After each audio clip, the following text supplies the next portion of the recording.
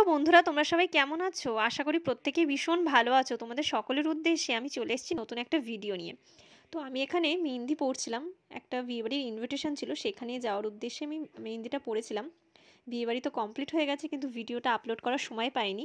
তাই তোমাদেরকে একটু দেখাচ্ছি কেমন হয়েছে মেহেন্দিটা। অবশ্যই কিন্তু আমাকে কমেন্ট সেকশনে জানাবে।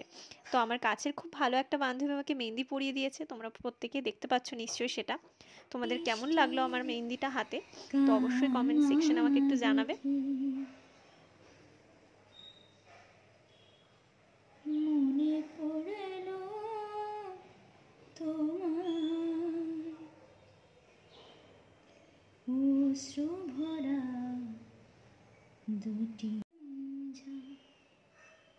प्यार के काबिल मुझे दिल की धड़कन ठहर जा मिल गई मंजिल मुझे आपकी नजरों ने समझा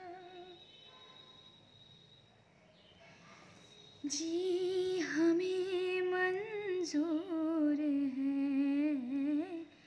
आपका ये फैसला